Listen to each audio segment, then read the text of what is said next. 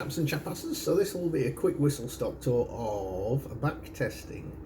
There are various different ways that people do it. I kind of backtest potential theories on previous trades rather than backtest a theory on an entry. That's important. So there are various different strategies, various different libraries for backtesting that you can use. Some people use the candles by downloading the CSV data and then running that through the system. I personally use a WebSocket and I call the Binance API and I pull down the historical Klein's data market stream and I stream the 1 minute candles, because what I'm interested in is, like I say, not figuring out whether the signals are there. I don't need to test those. They're super simple. 213 is simple. All you need to do is, once you've got one right and you take it over the course of sample it over the course of the 1 minute candles over 2 hours, you'll get enough data to know whether you're matching 212s correctly or 322s or whatever. You'll get a good sample of data, so the signals are fine. What I'm interested in for my back testing is a bit like the chop value. There's a signal on Bitcoin on 212 to the upside. I got stopped out after 5 minutes at 0.01 above entry.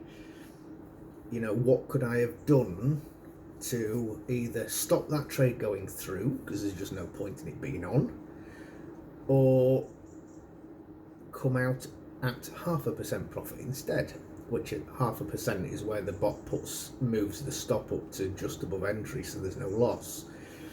So that's one of the things that I was thinking, and I needed to backtest that theory. So again, when you're looking at theories, look at the charts and think, how can I quantify what's in my head, what I'm looking at visually? How can I get that visual into maths, into an algorithm? And that's where the chop value came in. So, and this is how I backtested it. And it's not, I guess it's not probably not going to be what people are wanting to hear about the backtesting, but the point being is, I then take whatever that value is and then I apply it to all of the signals. So I go back in and I work out the chop value for every single signal that's been in the system, and then I have a routine that I've written that tracks the trade. So as soon as that signal actions, it gets the 1 minute candles, K-lines, whatever you want to call them, gets the 1 minute data, and it follows the 1 minute through until it either gets stopped out or it's in profit, or just however it performs. Now, obviously, that 1 minute candle contains a lot of macro information that you can't get hold of, because the 1 minute candles are not they're not reliable. And this is where backtesting falls down, because within a 1 minute candle you could swing, let's say you swing 4%. During that 4% you might have got stopped out, you don't know. It might have gone straight up to the 4%, so it's not got stopped out, the trade was still actioned, or it might have swung up 3%, swung back 1.5%, and then swung back to 4%, but you've got a green candle of 4. You wouldn't have known that.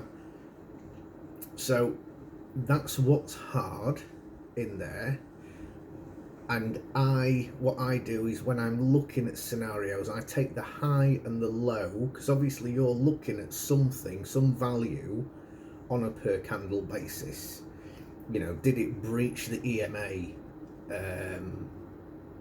the 9 EMA? Did it breach it? So just take it as if the 9 EMA was within that candles. Don't look at top and bottom as in was it above or was it below. Just was it within that range? Did whatever value you're looking at happen within the range of that one candle? So is it between the high and the low?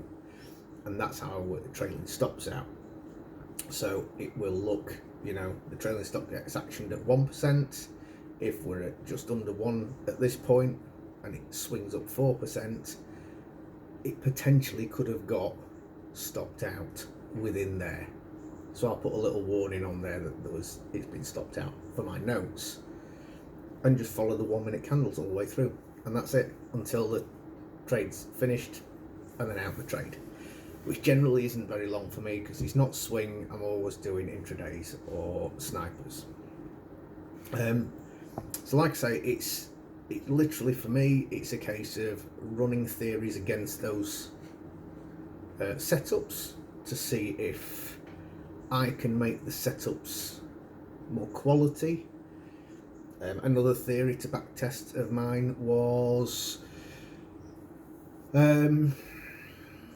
TP1 percentage. So in some signals, if we knocked out all of the signals to do with that had less than 0.5% of a TP between entry and TP1, then what would that do?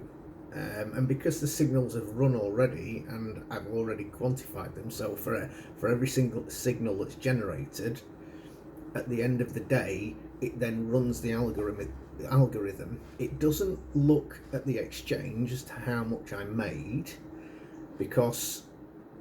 and that's fine, but it looks at what it would have done, kind of predicts on the 1 minute, and it runs that at the end of the day for every single signal. So I can see what profit it thinks it's done, and then what profit I actually did against that trade. And again, that's the reason why, if I have the 2 bits of data, what it thinks and what it got, then I can look how far away my backtesting algorithm is from the actual trades, and make sure there's not too much slippage in there.